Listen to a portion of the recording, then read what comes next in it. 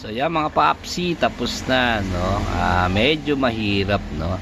Mahirap yung pag-e-edit. Sumakit yata yung mata ko kaka-edit nito. So yan, ito yung tinatawag nilang non-way slot, no. Ito yung pinaka slot ng baterya or die. Pag bibili ka nito, yung isi-select mong variant, yung die slot, wala ka naman kasi makikita na non-way. Mas kilala kasi siya sa sa tawag na non-way.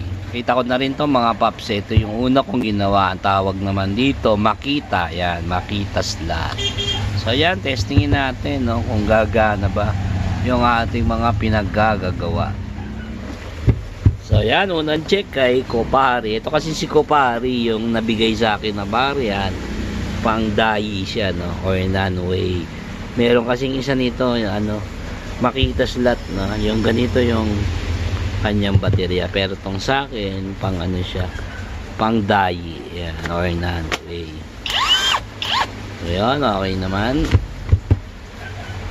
So ayan, next, ito talaga siya, no, non-way. Yan yung non-way na brand. Itong slot na to, no, yan yung non-way. Yan, check natin. Dito to, mga papsi, no, dito to sulit na sulit sa cordless grinder, kasi itong cordless grinder na to, grabe talaga to. Saglit lang yung yung baterya na 10.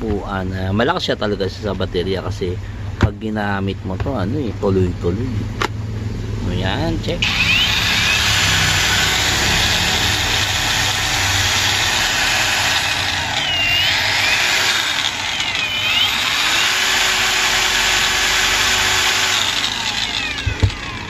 So yung mga paps, no, ang problema nga lang, no, matagal ka ngang malobat. Ang problema, napakabigat naman ito, baterya. Siyempre, habang tumataas yung capacity ng baterya mo, pabigat siya ng pabigat.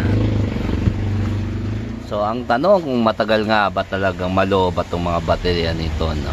Sobrang tagal talaga malobat, kasi ako capacity test, no, bago ko pinabit yung battery. Nakapag-reading naman tayo ng 2,200 plus milliamps. So yan mga paps, ito po si DJ MBR Everyday DIY na pansamantalang nagpapaalam.